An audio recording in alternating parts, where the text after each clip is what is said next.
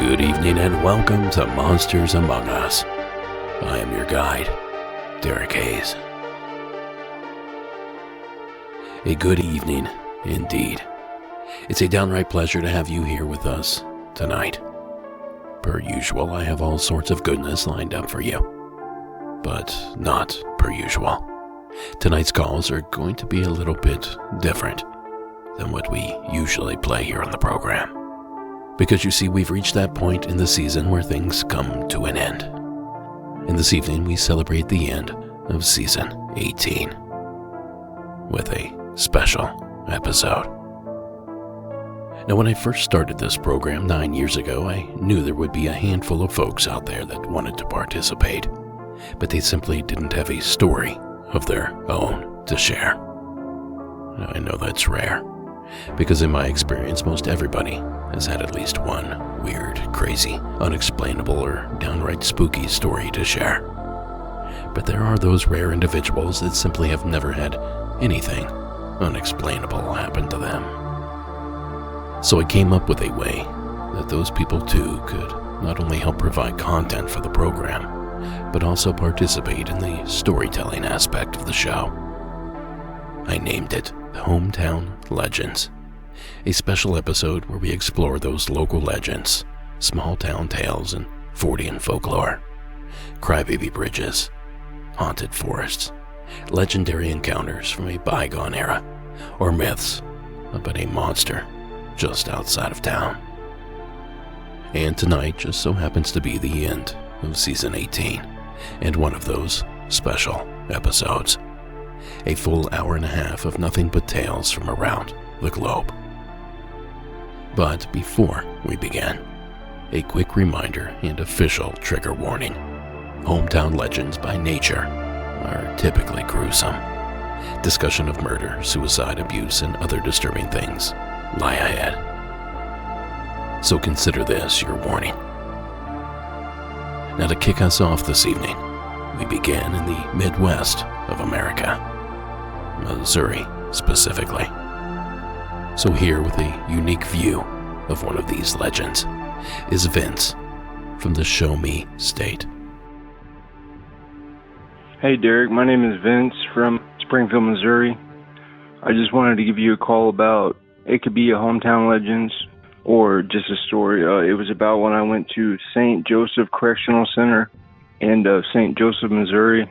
It's a haunted prison. There's a lot of tales and stories about it. But when I went there about 3 years ago, I went through diagnostics, I got dressed out, got my mattress and everything, and it's a big prison. It's almost like a castle in many ways. And when the correctional officer was walking us up to one house, which used to be a sane asylum or something like the psych hospital, when we were walking up there, the CO said, if you're waking up by a little girl, she's just looking for her mother.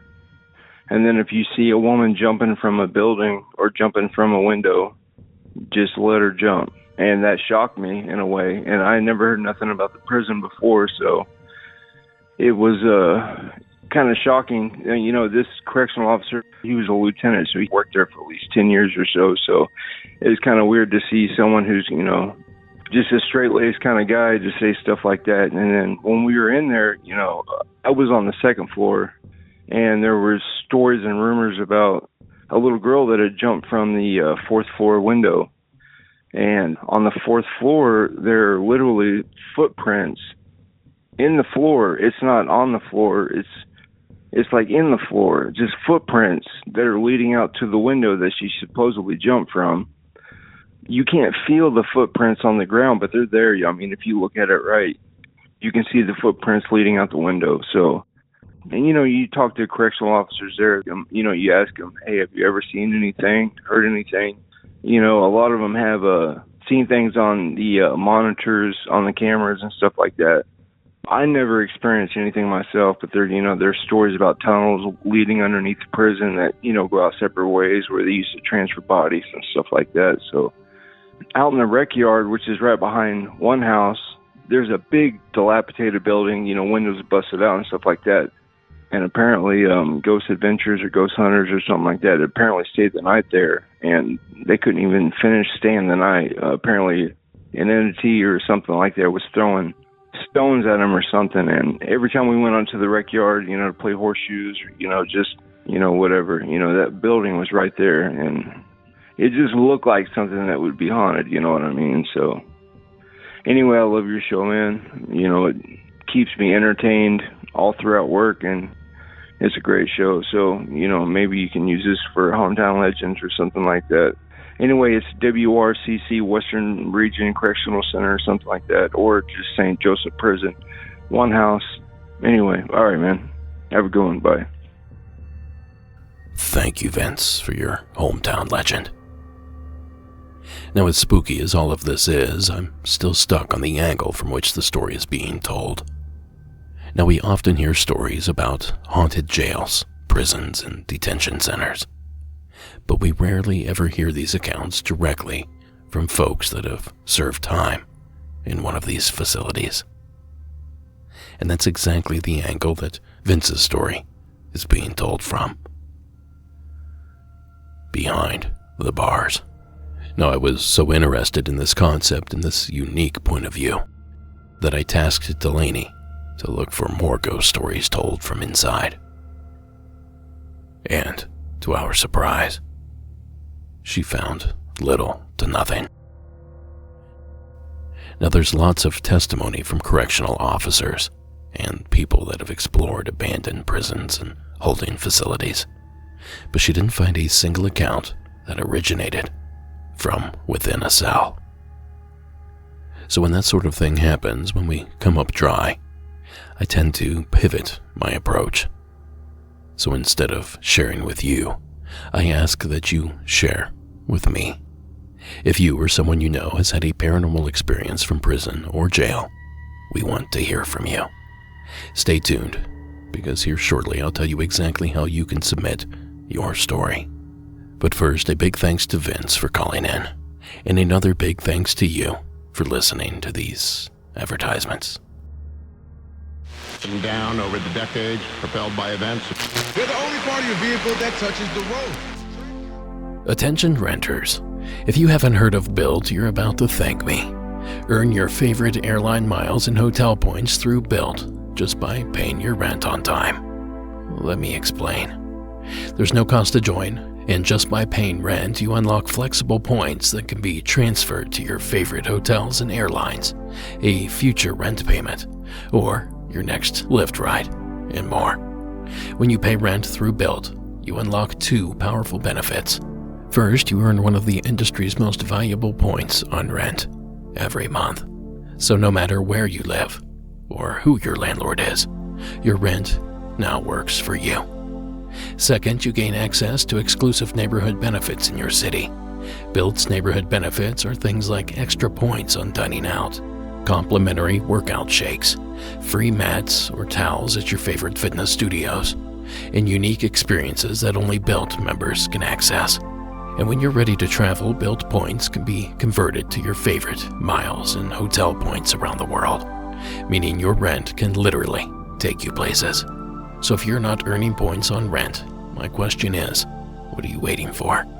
Start paying rent through Bilt and take advantage of your neighborhood benefits by going to joinbilt.com/MAU. That's joinbilt.com/MAU.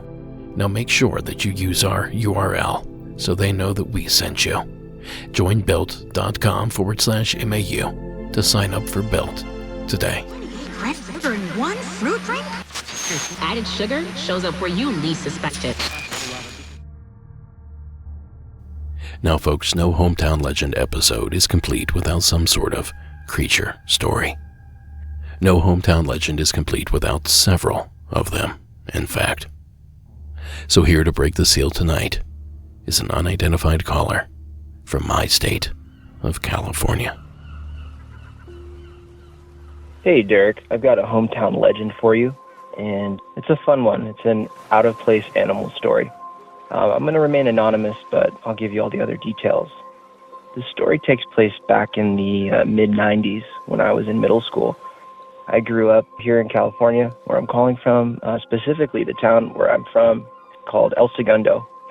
It's directly south of LAX Airport. In fact, if you've ever, or anyone listening has ever taken off in an airplane from LAX, we are on the left side of the airplane. As soon as you look out your window and look down, as you're going right over the ocean, there's El Segundo. And they call it Mayberry by the Sea. It's a nice, cool, really quaint little town. Hard to find in LA area. Anyway, when I was in middle school, there were kids that would always talk about this one particular set of trees near, I believe it was the center of town. We have a big park there called Recreation Park. Everybody calls it Rec Park. And at the time in El Segundo, in the 90s, we had these huge, I believe they're ficus trees, giant, probably 2, almost 3-story tall ficus trees. Those are the trees where like they have a kind of like a milky sap, but they're really dense leaves. And even in midday, if you were to stand and look up in those trees, bright 12 noon sun, I mean, it is so shadowed and hard to see up in those branches, and it just towers up. But there were kids that would talk about this particular stretch of trees and how there were monkeys that lived in these trees. Even in middle school, I was probably 7th, 8th grade. I just kind of dismissed it, like whatever. I never saw anything. But the story always stuck with me. And I was always wondering, what were these kids seeing? These are some like friends of friends. Oh yeah, that's those are the monkey trees. Like, what do you mean? Like, yeah, there's monkeys that live in there. Anyway, I've never forgotten the story. And as time has gone on, I've wondered about it because I'm thinking there might have been something to it. And here's why. Directly north of El Segundo, on the opposite side of LAX, there is an exotic animal quarantine zone, like quarantine building. So if someone flies in with like kind of like a weird animal that isn't really maybe from anywhere else around here, they have to go into a quarantine. And you can look it up. I won't say the name, but there's the center's there. It's a real place. And so I've always wondered, like, did something get out? Did someone have some kind of monkey that maybe snuck out or broke out and just ran south in the dead of night and climbed up in one of these crazy ficus trees and was just living in those trees for a long time? And that's what, some of my friends in middle school were seeing. And the thing about that too is in suburbia like that, and, other people from really urbanized areas can attest to this, we don't have a lot of wildlife, sure. But the wildlife that we do have, we know it. If there's something crawling around in a tree, if it's a possum, we're going to know it. If it's a raccoon, we're going to know it. If it's a squirrel or a cat, we're going to know it. And so when something out of those options stands out, and it really stands out, I'm always wondering, is that what happened? And the other part of the story that kind of goes into the supernatural when it gets my imagination really spinning is on the opposite end of El Segundo, so going east, we are surrounded by space and air defense military contractors and military installations all around the outside of El Segundo. And so I've always wondered too, all right, is there something else going on? Did they have something in one of those installations and facilities that maybe wasn't human at all and escaped and was just jamming down towards the beach and decided to jump in one of these trees and was hiding out? I don't know. It's a fun story. I'd always heard it, and as I became an adult, I never forgot it, and I always wondered, because of that exotic animal center quarantine place not far from El Segundo at all, I wonder if there was something to it. I never heard anything. When, the internet wasn't a thing then, and I never saw anything in the newspaper. I'm sure my parents would have told me, but anyway, man, that's my story. Kind of a fun one, out-of-place animals. I always liked those, and it's nice to think that maybe one of those was going on in my hometown. Take care, man. Keep it spooky. Bye. Thank you, caller. Oh yeah, I know this area very, very well. When I lived closer to the beach, this was my go-to spot. My buddy had an apartment overlooking the ocean over there, and we used to spend the day at the beach and then hit up El Tarasco for a burrito. Man, those were the days. And I know that park you speak of as well. On super hot days, we'd dip down and get ice cream from just around the corner from this very tiny little park. Now, given that I lived near the beach in Los Angeles, so I saw all sorts of weird things, but I can say I never once saw any wild monkeys. And despite some digging on this subject, we didn't find any outside evidence of the tale existing either. Nor did we find the specific quarantine center that our caller spoke of, though it is worth mentioning that LAX has a similar location there within its facilities. But you know, that certainly doesn't mean the claims aren't true. Perhaps these things were there at one time, but not there long enough to be documented in any way, other than as a hometown legend, of course. But speaking of monkeys in the trees in the Golden State, there is another, more well-known monkey-themed story that I just have to share with you. But first, allow me to set the scene. A little more than an hour north of San Francisco, in the small town of Napa Valley, is what's known to some conspiracy enthusiasts as the location of a doomsday safety center, where food and supplies are stored for top-ranking government officials. In the event of a nuclear or biological breakout, top brass would be shipped there and sealed up until the threat has passed. Now, the building itself is massive and towers over the tallest hill in the valley. Gun turrets and barbed wire fencing line the area, and black helicopters are so regular that stories about them made the local paper back in the 1990s. Now, a large stone entryway is intricately decorated with ornate features and a large warning sign cautioning trespassers of impending violence. But you know, it's none of those details that make this area strange or unusual. No, that would be the half-monkey, half-robot creatures that occupy the trees surrounding the installation. Devilish creatures that most locals simply refer to as rebobs. According to local legend, Partrick Road in Napa Valley is haunted by a monstrous breed of monkeys known as the rebobs. As a kid, we all told stories about the rebobs at our slumber parties, and we definitely believed that they were out there. There have been multiple sightings over the years. The majority that started getting reported were around the 60s or 70s, and since then, people report sightings almost every year. Now, that clip from the television program Monsters and Mysteries in America. And that's just about the only large media outlet to cover these covert creatures. So if you've laid eyes on one of these rebobs, or you've seen monkeys in the trees anywhere in California, please give us a call. 888-608-NIGHT. That's 888-608-NIGHT. Or you can also record your story on your phone and email it to me at monstersamonguspodcast@gmail.com. Now, you can call in any paranormal story you have. Just don't forget these simple rules. Rules that are in place to ensure your story is crisp, clear, and concise. And those rules are: true stories only, call from a quiet place, no moving vehicles, one story per call, and if you need more time, call back and pick up where you left off. The recording service has a 5-minute limit. And as you might have heard last week, since the show's creation, I've received calls that I just simply couldn't use.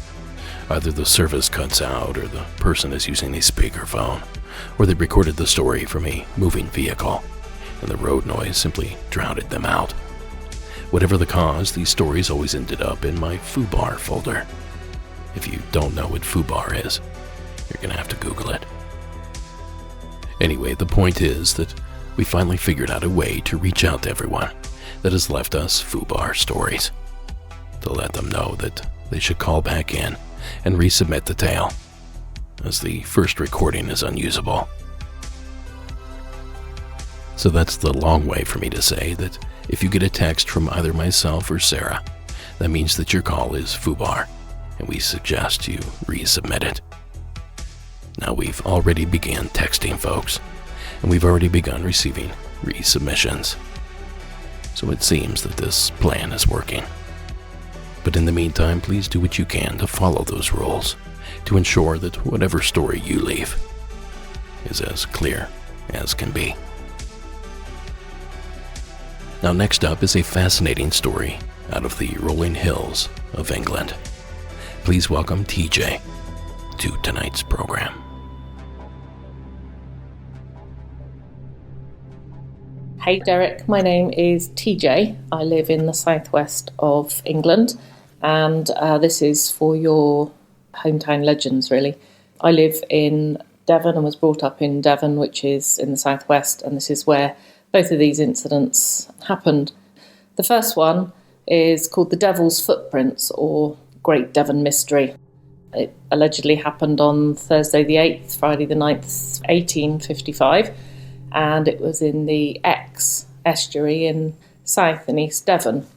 After a heavy snowfall, it would appear that there was found to be a continuous trail of approximately 100 miles in length, which travelled all across open fields, lanes, rooftops, up drain pipes, haystacks, over high walls, along high walls, and into people's courtyards and up to their doors. Allegedly, they look like a cloven hoof-shaped print, about 4 inches long and 3 inches across, and they're spaced with a stride of about 8 to 16 inches apart. The evidence for that appears to be obviously people's reports. People have gone out and taken or made sketches of them, and the vicar of a local village along the way at a place called Cliff St Mary wrote to a friend and told him about what had happened, along with alleged tracings of the prints, which were sort of like cloven hoof shapes. I think people have tried to debunk it, suggesting it was donkeys or mice, but it just seems very strange. How would they keep in a continual route for about 100 miles and scale roofs and walls? Anyway, apparently other similar occurrences like that are found in a place called Glenorchy in Scotland, and somebody wrote about something similar again that was in the historical Russian part of Poland. Anyway, just thought that was interesting. Every time we ever had snow when I was a kid growing up in the sort of 60s, 70s, we always used to get teased that, if you're not careful, the devil will come and climb over your rooftops. Not great. Anyway, also I heard in one of your previous episodes you'd mentioned about the hairy hands of Dartmoor. Now, Dartmoor, again, is in Devon in the southwest. It's a large national park. And on a particularly remote road in Dartmoor, there'd been a high proportion of motor accidents, specifically in the early 20th century. And it's on the road on Dartmoor, the B3212 at Post Bridge. Now, they're supposed to be a pair of disembodied hands, or sometimes they're only felt, that appear to grab the steering wheel or handlebars of a motorbike and then proceed to steer the person's vehicle off the road. Many, many drivers and cyclists appear to have reported these odd incidents, and they say the vehicle was either jolted or swerved or steered violently off the road as if grabbed by something or wrenched out of their control. Some say they saw the hairy hands, others just said they felt them. I think the most well-known that is reported, I believe, is a medical officer who worked at Dartmoor Prison. He was in a motorcycle with a sidecar, and he had the 2 young daughters of the prison governor riding in his sidecar. They survived, fortunately, but unfortunately he was in fact killed. Another tale was a coach driver, I think in the 20s, where he lost control of his vehicle and the passengers were thrown out of their seats. And I think the tale particularly came into common knowledge when an army captain in the early 20s reported a pair of what he described as a pair of invisible hands that took hold of him, forced his motorbike off the road, and I think it was after that, really, that the newspapers picked up on the tale. Another random one, not necessarily driving a vehicle, but a couple, I think in about 1924, the lady saw a hairy hand attempting to gain access to her caravan in the night. Allegedly, she made the sign of the cross and whatever it was, retreated. Some locals have said it's the ghost of an unnamed man who died in an accident, but I suspect a lot of the local skeptics who know those roads will just say unfamiliar with the road, driving too fast, and misjudged it and ended up in the ditch. But it's an interesting one. We used to camp and walk on Dartmoor when I was a teenager, and used to scare us to death when we were in our tents. But that's good. Anyway, hope you like those tales. Don't know that there have been any particular more recent updates. Other people listening to this may know, but I just thought that'd be quirky, interesting thing for you to pass on and use in your podcast. Love all the stories, and I love the fact that so many people call in and feel safe to share their stories. But yeah, it feels like a very safe space to share these. Anyway, hope you enjoy them. Thanks, bye-bye. Great stories, TJ. Thank you for calling in. And we do our best to make this a safe place to share these stories. So I'm glad to hear that the message is getting across. Now, as for the tales, like TJ had said, I'd already covered the hairy hands of Dartmoor. So I will move on to the other tale that she told. The story about the devil's footprints. No, I'm not going to lie. The story fascinates me.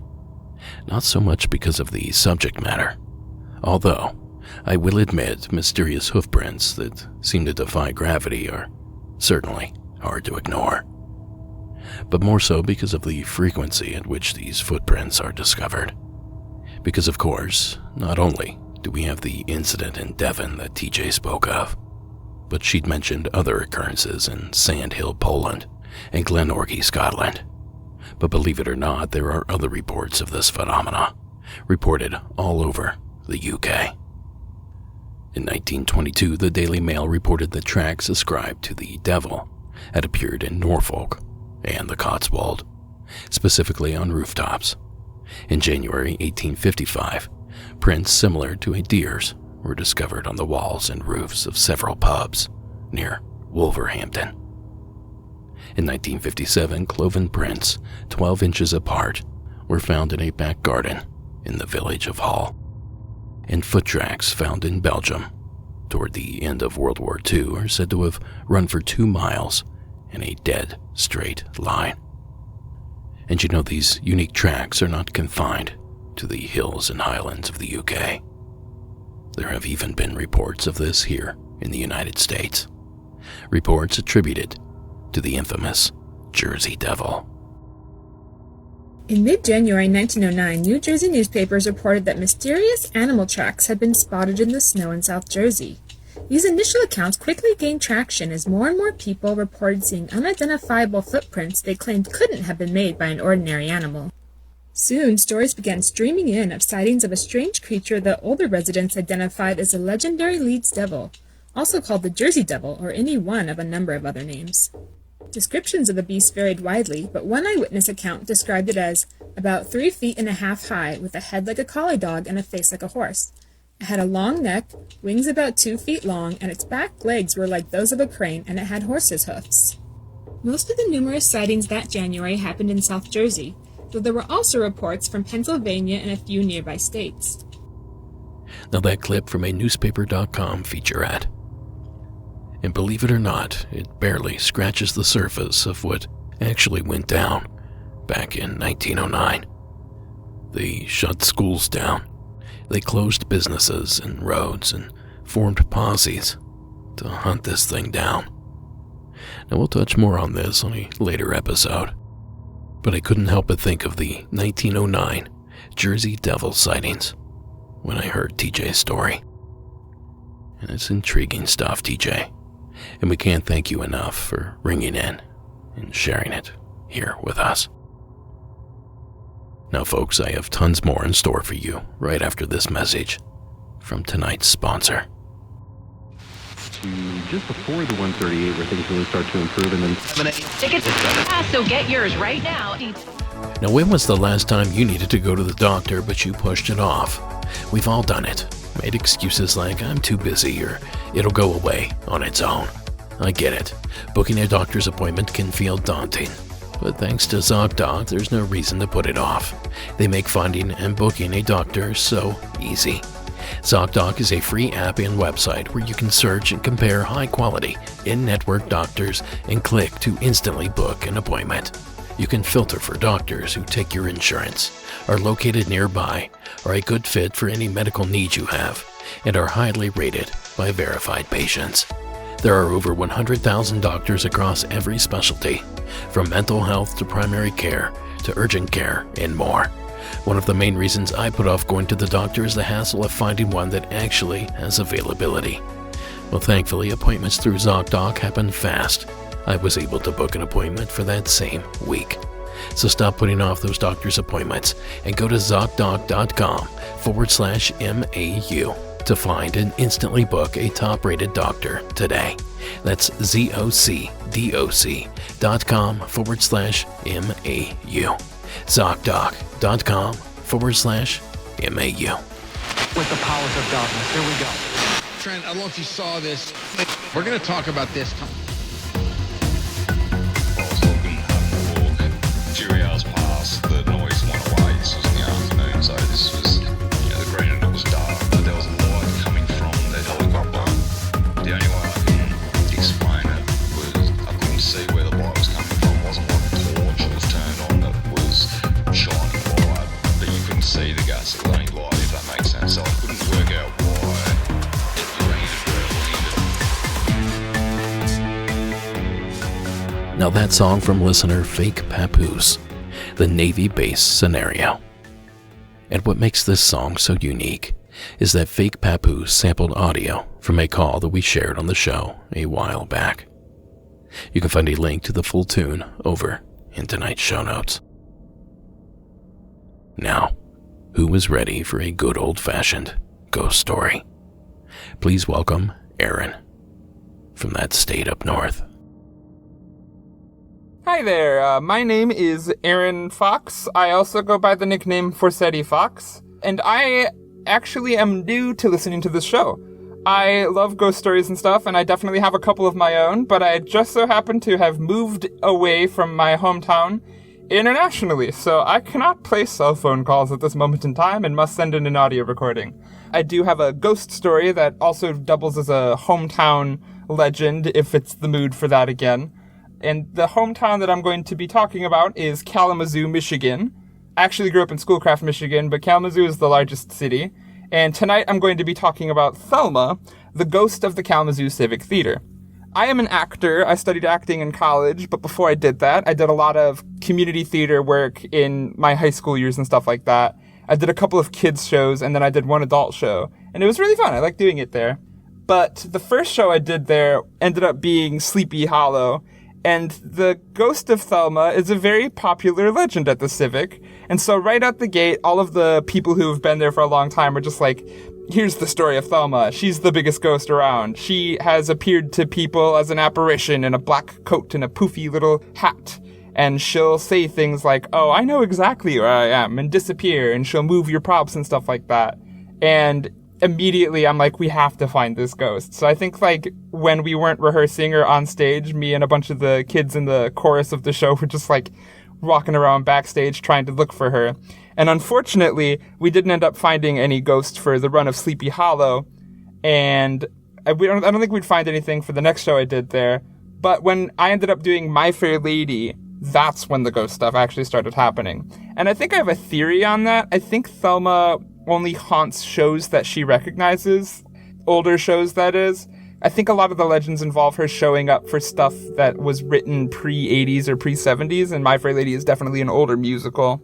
And not only that, but the Kalamazoo Civic Theater actually has two different buildings that are kitty corner on a city block. One of them is the original Kalamazoo Civic Theater, and that's just a normal proscenium stage where all the seats face the normal stage. And then their other one is the Suzanne Parrish Theater, which is in the round, where the seats are in a circle on the stage. but that building also houses all of the rehearsal spaces. Sleepy Hollow actually was in the normal proscenium theater, and that is the one where the hauntings take place. But My Fair Lady was the first adult show from before the 80s that took place there. And here is my story of the haunting that I experienced firsthand. Now that the superfluous background stuff is taken care of. But it was the Tech Sunday rehearsal, which is actor speak for the first rehearsal that we do with full costumes, full sound and lighting and stuff, so that the tech side of the company can run their stuff. And we did a lot of our actor rehearsals in the Parish Theater, but this is the first one that we did in the Proscenium. The rehearsal started at 12, but I think I misread that because I got there an hour early at 11, and I had lunch with me. I remember it was Jimmy John's, but it was just me and the resident stage manager who was at the door letting people in and stuff. And I think I was alone in the green room, which is like a large room that the actors wait while they're not on stage and stuff. And I was sitting there alone when all of a sudden this woman shows up. Just I look up and there she is in the middle of the room. And she's wearing a black coat and a poofy hat, and she's an older woman. And at first, I wasn't actually thinking, oh, this is a ghost. At first, I was like, oh, this is somebody who I don't know, because I'd met all the cast and the crew at this point. And so I walk up, I'm going to introduce myself. I'm like, hi there, my name's Erin. Are you a part of My Fair Lady? And she just ignores me. She's looking at collages on the wall of older productions that the Civic had put on, because they had just like photographs and collages that they put in a frame. And she was just like staring at them, completely ignoring me. And so I walk up to her again, thinking she didn't hear me, and I'm like, hey there, my name's Erin, what's up? And she ignores me a second time, and at that point, it doesn't take long for me to think, oh, this is a ghost. I'm dealing with a ghost right now. And so I get a little panicky. I don't say out loud, oh, I know what's up, but I do say, aha, I understand now. I think I say that exactly. And I turn around to leave. I'm like, I'll leave you be. You're busy. I think I was really awkward about it. I go all the way to the kitchen at the end of the room, turn around, the woman has disappeared. And at this point, I'm like, I'm going to tell the stage manager. I'm like, hey there, I think I just saw Thelma. And he's like, black coat, poofy hat. And I'm like, yep. And he's like, yep, you saw Thelma. That was not the only thing she ended up doing also. She was very active throughout the course of My Fair Lady. That night, me and the other people in the cast that were like high schoolers, we were all on a ghost hunting like extravaganza. We were ready to find her. And I think that the next thing that happened took place in the boiler room. And I specifically remember going to the boiler room because I was like, this is a creepy room. Let's find some ghosts. The first thing that happened in the boiler room, it has a door with a grate at the bottom that you can see through. It has little slats that you can kind of see light come through. And I go into the boiler room, the lights are off, I turn them on, I'm like, hey Thelma, are you here? No response. I turn the lights off and leave the room. Nothing really happens, but then I turn around and look through the grate, and the lights just are turning back on all by themselves, even though nobody else is in the room. And so I'm like, oh, that's a ghost. And I get like a little panicky again. I'm like, oh, I don't want to deal with a ghost right now. But then I think about it and I'm like, oh, I actually have to go back in there and turn the lights out. So I steel my nerves, go through the door again, turn the lights off. But before I do that, I see that the closet in the back of the boiler room, that door has been flung open. And I'm like, that's kind of also weird. Flip the lights off, leave the room, and look through the grate again, and the lights turn back on through the grate. And at that point, I'm like, well, I'm going to leave this be. I'm going to not deal with this anymore. That was the last thing that happened on the Tech Sunday rehearsal, and I think the last of the big stuff that happened to me personally. But Thelma would definitely continue to do stuff throughout that show. I know that she sang over the mic system, because everybody who had a mic in, including me, heard a woman singing that wasn't a part of the cast. And I don't think the audience heard it, but everybody that was mic'd just heard her singing randomly along to the, solo songs, especially about the lead. And there was also a lot of piano playing, but that was after the show and stuff. Just, people would hear piano playing over the mic out of nowhere. I know there was also a lot of stuff going on with the monitors in dressing rooms, because each dressing room had a monitor that saw the stage so you could see what was going on. And I think that those would turn on and off, but one of them definitely wouldn't just turn on and off, but show this random room in the theater that I don't think anybody I knew where it was. But it was just this like wooden room with wooden walls and floors and a single wooden chair. And it would just show that room. And nobody really knew where that was that I was talking to. I imagine somebody knows where that room is, but like we didn't know where that room was. I think she also did a little bit of like moving props around and just kind of like hiding those from people, which is always like easy to explain because anybody can misplace a prop and try to blame a ghost. But I think that's interesting. Yeah, that is the rest of the Thelma story. I love her to death. She's probably one of the most active ghosts that I've heard of not even in terms of like, I'm mad at the theater people. She just does poltergeist activity to fool around and have fun. And I think that's enchanting. And I deeply love Thelma. I do know that that's not her actual name, nor is it the name of somebody who like actually passed away. Cause I don't think we know what her real name was, but the summer camp kids at the Kalamazoo Civic Theater came up with her name. I don't know if there was any mysterious deaths on the property, but it's a lot of props that came in because it's a theater, so who knows if she's attached to one of those or not. But that's just my thoughts. I think she's really neat, and I guess that's the end of the story that I have so far. If you choose to play this, thank you very much for doing so, and I totally appreciate the work you do. Love the podcast a bunch. Really just think that the work you do is cool and helps me come up with more stories and legends that don't just take place 100 or so years ago. Have a great rest of the evening and episode, and thank you all for listening. Thank you, Aaron, for calling in. Or should I say, thank you for Sadie Fox. Thelma the Ghost. I love a good theater ghost, and Thelma's story is certainly a good one. But just how accurate is this story? Was there actually a Thelma? And did she die there at the theater? Well, I hate to burst any bubbles, but it doesn't seem that there's much truth to this legend. At least not the Thelma part, anyway. Because as it turns out, the name Thelma Mertz, she has a last name too, was actually conjured up by young actors at the Civic Summer Theater program back in the mid-1980s. Both the name and the legend that Thelma was an actress that was jilted by her lover and threw herself off the balcony in despair was all fabricated, unfortunately. But Aaron, I'm certainly not calling you a liar, because that theater has been known to be haunted since at least the early 1950s. Reports of moving objects, ghostly music from an unknown source, and of course, as Aaron can attest, the presence of apparitions. But if Thelma isn't real, then who is it that Aaron and other theater goers have seen from time to time? The old woman in a black coat and a puffy hat. Well, as it turns out, there is history that would support these claims, because the theater was built on a piece of property that once belonged to a prominent statesman, Hezekiah G. Wells. Now, Wells married Hezekiah Strong back in 1840, who later died there on the property at the ripe old age of 82, back in the year 1900. Now, I tried my best to find a photo of Hezekiah in hopes that Aaron could identify her, but I came up empty. But if you're in the Kalamazoo area and you happen to be at your local library, maybe poke around a bit and see if you can't dig one up. I'll revisit this on a future episode, should something like that manifest.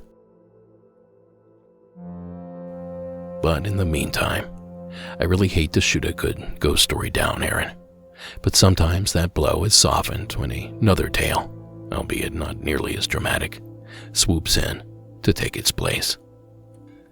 And that just might be the situation here at the Kalamazoo Theater. So thank you again, Aaron, for allowing us to dig into your story, and for making the long-distance phone call. Alright folks, as I'd mentioned in the opener, hometown legends have a tendency to be dark, very dark, murdery even. And the following is one such story, out of my state of California. please welcome Nick to tonight's program. Hey, my name's Nick. I'm from California, and I grew up in a town called Arroyo Grande in an area called the Mesa. Well, in the mid-90s, this girl, she was taken out into the eucalyptus groves, and she was murdered, sacrificed to Satan. So some high school kids, their band can be more metal. Anyways, they sacrificed her as a virgin. They would have gotten away with it too, but one of them converted to Christianity, and he kind of ratted them all out. Side note, her parents sued Slayer. They got the blame for it. But anyways, this happened maybe, I don't know, a mile from my dad's house where I grew up. And when I hit high school, we'd go out there and we'd drink, just party and hang out. It was like the creepiest thing. There was just like a clearing where nothing would grow, where her body was, supposedly. At least that's what I was told. And I never saw anything, but I swear I would hear voices. Like a girl laughing, you know, you'd be there by yourself and hear footsteps. I mean, the whole area is just creepy. I don't know. I never saw anything out there, but I heard stuff, you know. It was always a creepy time. Anyways, just hope you could use this story, you know, fun little backstory, I guess. Interesting. And, yeah, keep on keeping on. Thank you, Nick. At least I think. What a gruesome tale.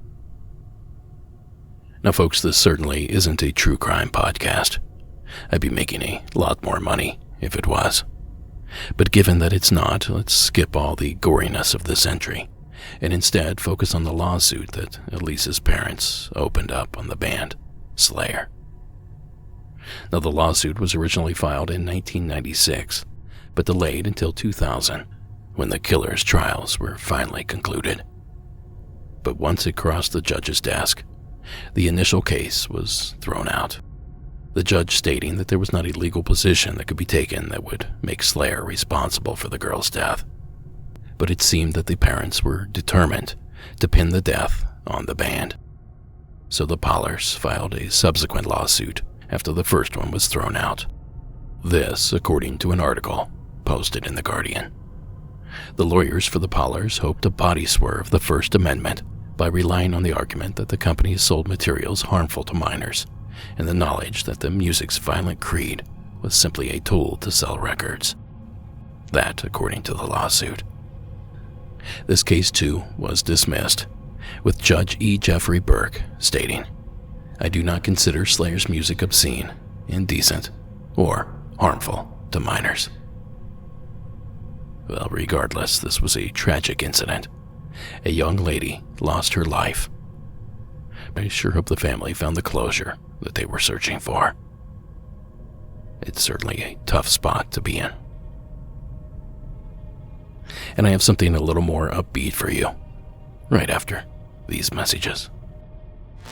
Ontario Premier, he said, and I'm quoting, "We would be willing to take consuming fire." Let me illustrate. He's since passed away. This is a big thing for us. Now, folks, if you would, please meet me down in Texas. Alma as our next hometown legend. Hello, Derek. This is Alma from Texas, Houston, Texas. I've called a few times before, and I was listening to your Hometown Legends episode that you just recently released, season 17. And I realized that I had not shared a couple of ghost stories that are associated with Houston. Both of them are haunted locations. First one I'm going to talk about is the Rice Hotel, which is now known as the Rice Apartments. That's located in downtown Houston. It was originally built in 1913. It was originally built as a hotel. And a couple of ghosts that are there, supposedly, are a woman who died in a hotel. She still haunts a specific room. Apparently it's room 904. People have reported sightings of hearing her pacing the floors, crying at night. So I think other people have talked about having experiences with her ghost. Another one is an employee named Charlie. He apparently is very mischievous. He turns lights on and off. He moves objects. But the other two that I'm going to talk about, I think is interesting, is President John F. Kennedy and former President George H.W. Bush, which was the elder President Bush. So I'm going to talk about JFK first. So as we all know, JFK was assassinated in Dallas. The night before, he was actually in Houston. He was here for a fundraiser. So he actually stayed at the Rice Hotel. And fortunately, as we all know, he was assassinated the next day. But after that happened, a lot of people say that they've actually had encounters with his ghost. It could be because he had such a traumatic death that his ghost is going to the last place where he wasn't, or the last place that he was before he died, which was the Rice Hotel, which is now known as the Rice Apartment. And the other ghost is former President George Herbert Walker Bush. He apparently liked to stay when he was in Houston because he didn't actually live in Houston. He had a home in Houston. They had a home up in College Station. And when he would come into Houston for any events, he would usually stay at the Rice Hotel. People have talked about seeing him walking the halls of the hotel, and they've apparently heard strange noises from the suite he would always stay in. So a couple of people have claimed to have encountered him as well. So I think that's my story for that part. I think it's kind of interesting to apparently have all those ghost stories in one specific hotel in Houston. My second story is about another location, but it's actually now a bar. It originally was a haberdashery. It's called Dean's downtown. It was originally called Dean's Credit Clothing, and it was a department store. It was one of the first department stores that actually allowed women to buy things there without, back in the day when you had to have credit from your husband or have a husband to even qualify for getting credit. They were actually one of the first places that actually didn't require that, so women were able to buy things on their own credit, which was a big deal back then. And it actually has the oldest electric elevator that still functions in Texas, and actually has the third oldest functioning electric elevator in the country. So it's got a pretty longish history. It all goes back to that specific elevator. There's a rumor that what is now Dean's Downtown Bar actually was a speakeasy during the Prohibition era. So that was the elevator that people took to the speakeasy part where they could be served alcoholic drinks during Prohibition. It apparently has a ghost attached to it. They believe it's the elevator operator of that elevator, who would also serve as kind of like the doorman when you would come in and give a code word so you could actually go to the speakeasy during Prohibition. Apparently, he can either do nothing to you, which means he likes you, or attack you, essentially, if he doesn't like you, or if you apparently give the wrong password, which clearly no one's going to know what the password is because it's been decades since Prohibition. A lot of people have talked about how when they visit and go to the elevator and take pictures inside the elevator, there's actually a mirror in the elevator. There seems to be a reflection you apparently can catch of the ghost that used to be the elevator operator. No one kind of really knows his name, but apparently he was the mainstay during Prohibition, during speakeasies and Prohibition time. So that is another story. And then my last story, there's actually, in the same area where Dean's Bar is located, there is another bar. It's called the Carafe, or Le Carafe. Very small bar that literally only serves like beer and wine. That's it. There's no other things you can choose from. It's very cozy. It probably seats maybe 40 people when it's busy. And during the week, they pretty much keep the second floor closed off. But on the weekends, since it gets a little more crowded, they actually will open up the second floor. And apparently the second floor has a ghost. There's various stories of who the ghost is, if there is even a ghost.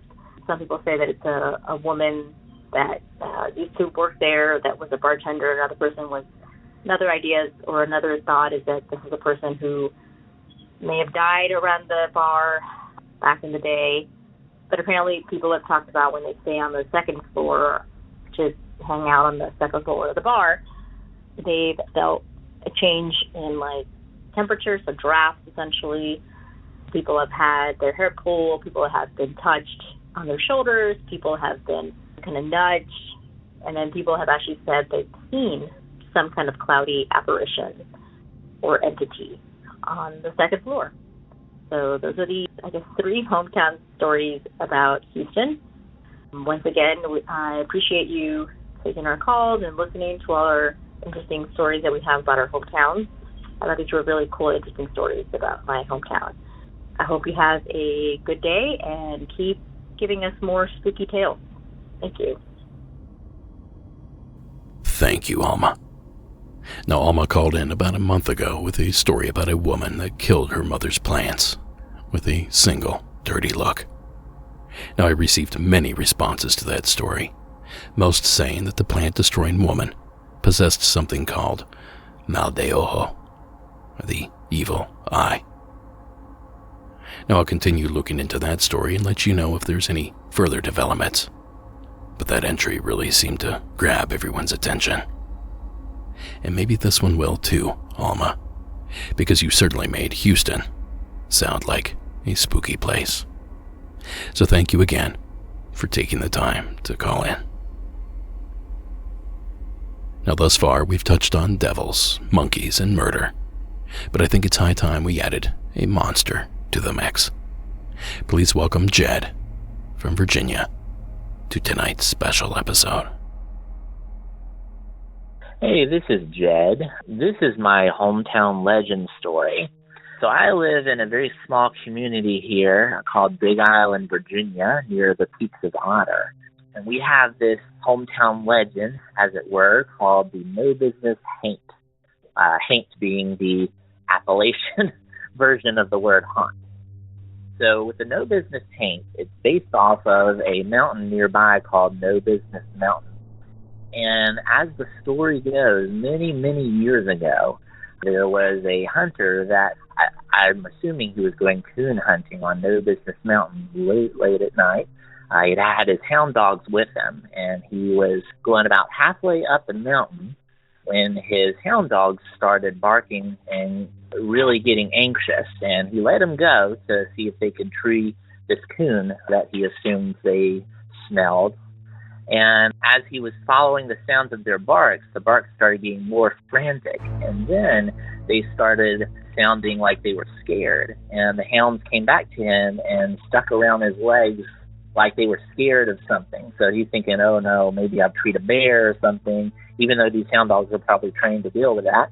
So he goes up the trail a little ways, and they're just really scared at this point. He shines his flashlight around, and his flashlight comes across this really big, massive figure. According to the legend anyway, sort of reddish eyes, although that may have been just the flashlight shining on them. And this figure stood up, and it stood about 8 or 9 feet tall, supposedly very shaggy as well. And the hunter at that point just decided to go with his hound dogs, ran halfway down the mountain before stopping. Just freaked him out, basically. And he told everyone around what he saw. And according to the legend, some people thought that around this time, I guess probably the early 1900s, I imagine, there was some sport called gorilla wrestling or gorilla boxing. They use either gorillas or orangutans, probably orangutans, because I'm pretty sure I've heard of that before.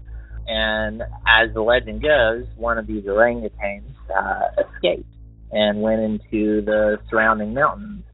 And so the people that heard his story thought, oh, maybe this is one of these escaped orangutans. So not really any paperwork to corroborate whether there's an escaped orangutan, or at least I haven't been able to find it.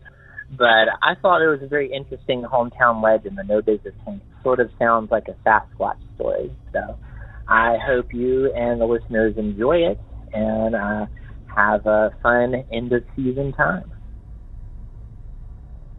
Thank you, Jed. That's my kind of story. And it's very similar to a story I was told by another coon hunter that I know back in Ohio.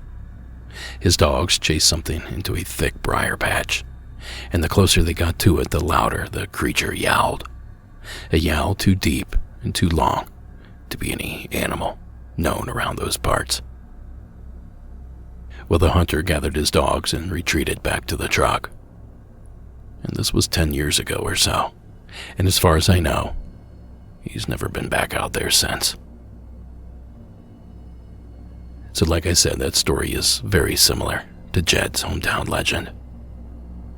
We thank you again, Jed, for sharing the tale with us.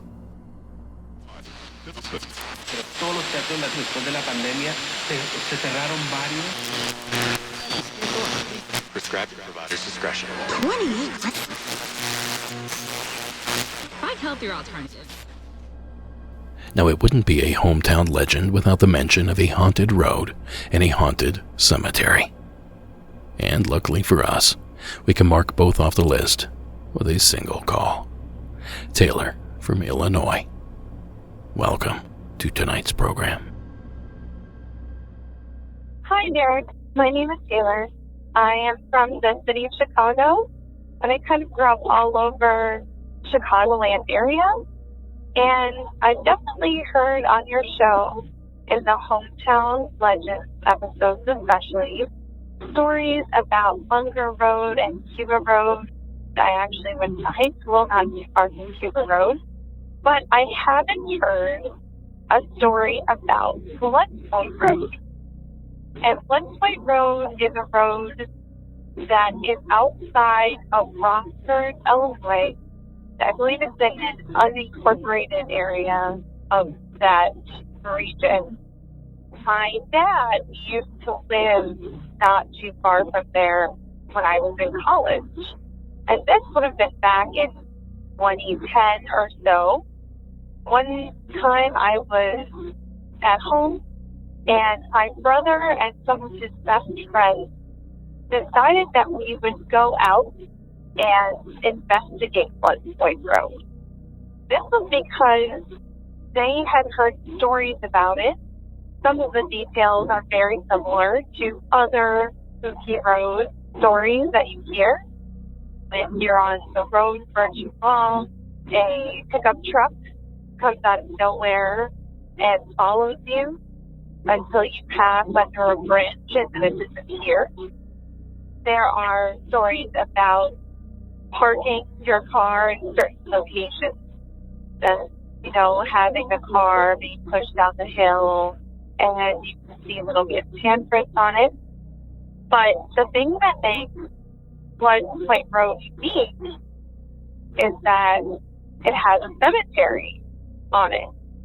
Before we went there, I did a little research for myself. I just like to research the stories that people bring to you here. So you can look this up. The cemetery is found if you search on like a map or like a Google Earth feature.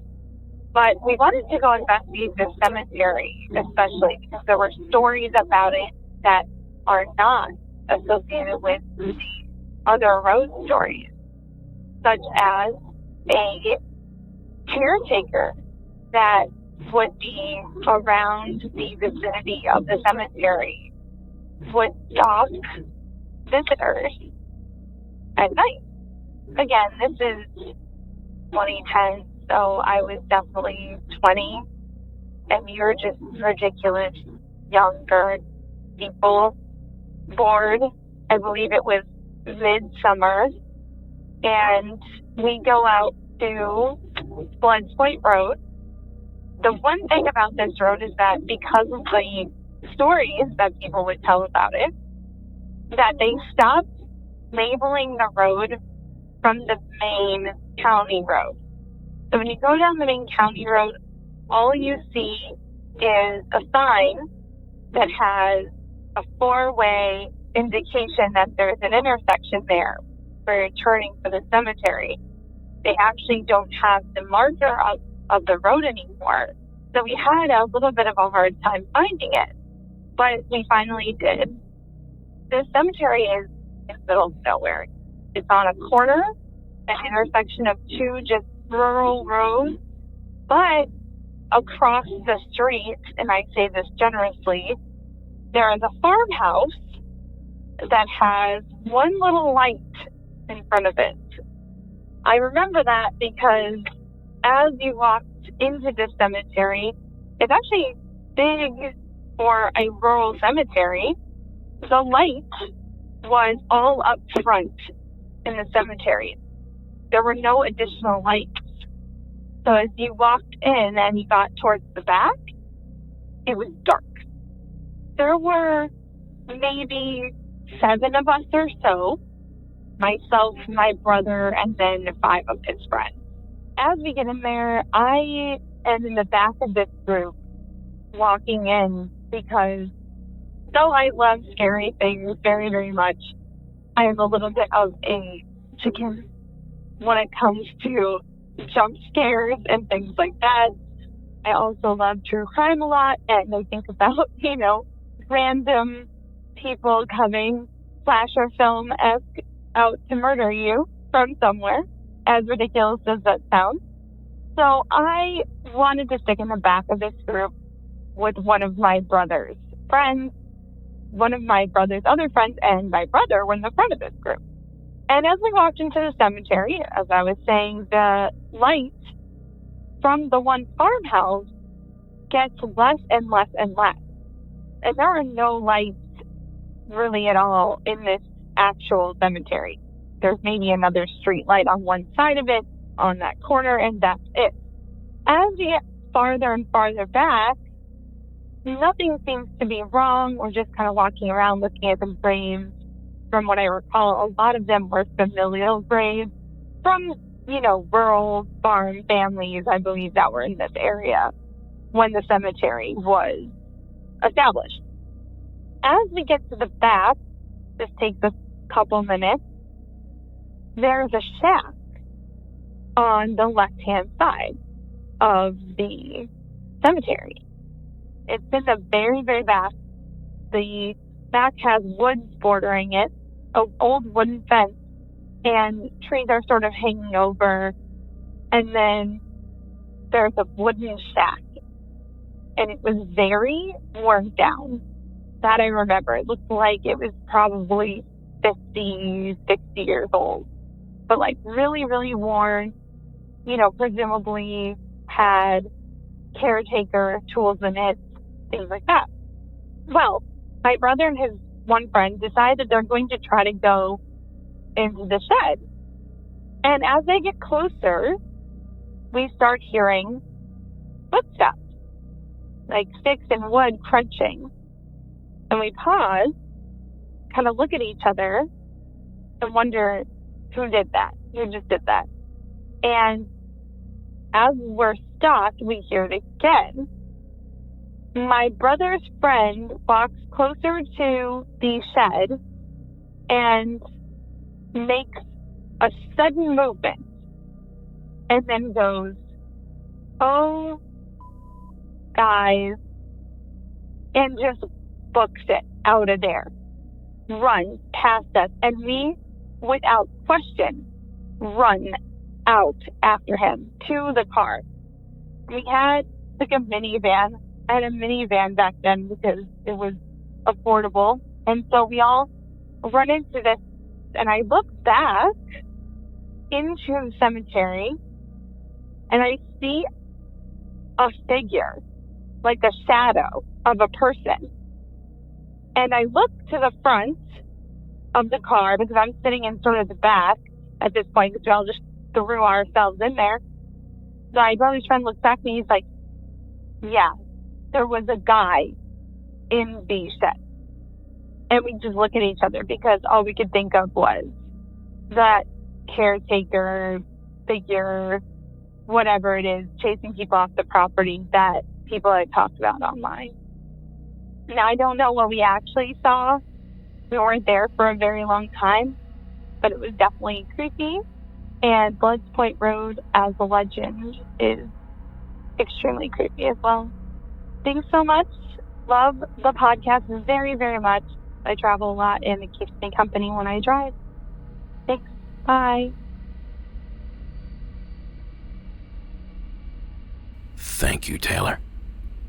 Now, I'm pretty sure we've covered Blood Point Road Cemetery on a past Hometown Legend episode, but at this point, I could certainly be mistaken. We've covered a lot of these over the years. Either way, it's a well-known paranormal hotspot, and from the sounds of things, it got that way for a good reason.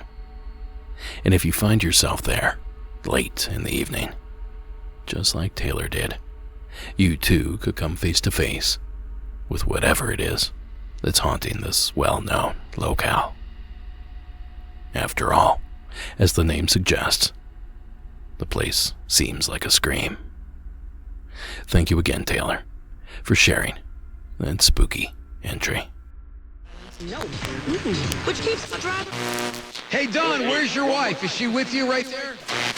Just save tens of thousands of lives. He's joining me right now. Yo. My God, what's up? Now, folks, there's another staple to these hometown legends that we've yet to touch on. Witches. But tonight's next caller is about to change all that. Please welcome this anonymous caller, all the way from the UK. Hello, Derek, Sarah and Delaney. I'm calling in with an hometown legend story about somebody called Pole Miles. And it relates to the county of Essex and the village of Castle Hedingham. Castle Hedingham is a very old village. It has a Norman keep there, so nearly 1,000 years old. And it was said that in the late 18th, early 19th century, there was a young lady there called Pole Miles who lived in the village, and that she was a witch. Now, Pole was said to be in love with a man, and she was invited up to the castle on one occasion where there was a big celebration happening. All the local rich people and dignitaries were there, and it said that Pole disappeared, and nobody saw her the rest of the winter. It was only in the spring in a nearby stream that they found her body. Pole, perhaps because she was a witch, it said her body was buried at a crossroads, and after this finding of her body and the burying of it, it said that her ghost appears at the castle. It's also said that every Halloween and every Christmas that flowers appear on the grave, and you can go and visit the site. It's a small crossroads with a small pool of water there, and it said that her body is buried there. I've not actually seen the flowers myself, but other people have seen flowers laying at the site. And I've also stayed at the castle myself because I used to be a medieval reenactor, and I've not actually seen a ghost myself, although I have seen many others. So that's just the sad story of Pole Miles. I hope you enjoyed it. It's a great podcast. Thanks for making it. It's my favourite podcast of all of them. Bye. Thank you, caller. A sad story indeed. Now, coincidentally, we received another call that explores the other side of this legend. The man who murdered Paul. Joining us from England as well, please welcome Fraser to the program. Hi, my name is Fraser. I'm from Suffolk in the UK. We have many hometown legends from this area. One I want to speak today about is Matthew Hopkins. It's believed Matthew Hopkins was born in 1620, and he was an English witch hunter whose career flourished during the English Civil War. He was mainly active in East Anglia and claimed to hold the office of Witchfinder General, although that title was never bestowed upon him by the government. He was born in Great Wenham in Suffolk, and was the fourth son of 6 children. His father, James Hopkins, was the vicar of St John's of Great Wenham. Hopkins began his career as a witch finder in 1644 and lasted until his retirement in 1647. Hopkins and his colleague John Stern sent more accused people to be hanged for witchcraft than all other witch hunters in England of the previous 160 years, and they were solely responsible for the increase in witch trials during those years. Not going into too much detail, but Matthew Hopkins was rewarded for every witch he found, So it was obviously better for him to get a confession of witchcraft than obviously for him to let the women go. And he made, which would equate to him to being a millionaire today from hunting witches. Matthew Hopkins and his associates are believed to be responsible for the death of more than 300 women accused of witchcraft between 1644 and 1647. There was so much panic that the accusations were made against 117 people in Sudbury alone. Most of those were old women, the poor and vulnerable. Hopkins would gain confessions from women after keeping them awake for days, walking around a room and hungry. Matthew Hopkins died at his home in Manningtree in Essex on the 12th of August 1647, probably of tuberculosis. He was buried within a few hours of his death in the graveyard of St Mary. The church has since been pulled down and built over, and his grave has been lost to time. No one knows where his grave is. His ghost is believed to be seen walking around Manningtree still to this day. Some mediums have also believed to have spoken to him, and he doesn't realise that he's dead and believes he is still hunting witches and doing his job around Mistley and Manningtree. Thank you, Fraser. Witchfinder General. More like the world's most efficient serial killer, if you ask me. 300 men and women killed, mostly women, in just a 3-year period. All because other villagers, and Matthew here, deemed them a witch. Now, the only blessing here that I could find is that he didn't live long enough to grow that number any larger. Now, you might be wondering what criteria these monsters use to seek out their victims. Well, thanks to a documentary on the subject by Dan David History, we sort of have an idea. The witches hunted by Hopkins and Stern were mostly poor widows, but not always. They could be unmarried young women, sometimes daughters of widows, and some were despairing young men. One poor young fellow gave himself up at once for examination when Hopkins arrived in his village, telling the witchfinders that his mother and aunt and grandmother had all been executed for witchcraft, and so he was likewise tainted. Now, how many of you would have been stoned to death, or beheaded or hanged from the gallows? If Mr. Witchfinder General stepped 1 foot into my office, his head would most likely explode. Deep down, that makes me a little giddy. Now, a big thanks again to both of these callers, and a big thank you to you for hanging out with us here tonight. Unfortunately, this is the end of the program, but fret not, for I have more hometown legends in store for you on part 2, which will drop on Thursday evening. We're talking werewolves, sinking boats, a merman, and my very own hometown legend. So be sure to tune in on Thursday to catch that back half. But until then, Monsters Among Us podcast is written and produced by me, Derek Hayes. Copyright Red Crow Media. Additional support is provided by Sarah Carter Hayes, Delaney Bowers, and Connor Ryan. All media used in this production is done so under the protection of fair use. Give us a like and follow on our social media pages. Show us some love over on YouTube, and leave us a rate and review wherever that sort of thing is possible. Now, don't forget, you can catch the show every Saturday evening at 11 p.m. Eastern on the UNX Digital Network. Just visit unxnetwork.com to tune in. And finally, this evening, tonight's score was provided by Iron Cthulhu Apocalypse, Co.ag Music, and Carl Casey at White Bat Audio. Now, don't forget about our film Shadows in the Desert, High Strangeness in the Brago Triangle. Don't forget about our bonus content. Just visit Monsters Among Us podcast and click the Patreon tab to get your hands on those works. And don't forget that the shop is still open, but one of these days I'm going to get around to shutting it down, so don't get caught missing the sale. Everything is 20% off until we shut it down to move, which could be any day now. MonstersAmongUsPodcast.com and click the shop tab. Now, folks, I'm off to compile part 2, but I'll see you later this week. Until then, keep it spooky, and have yourselves a good night.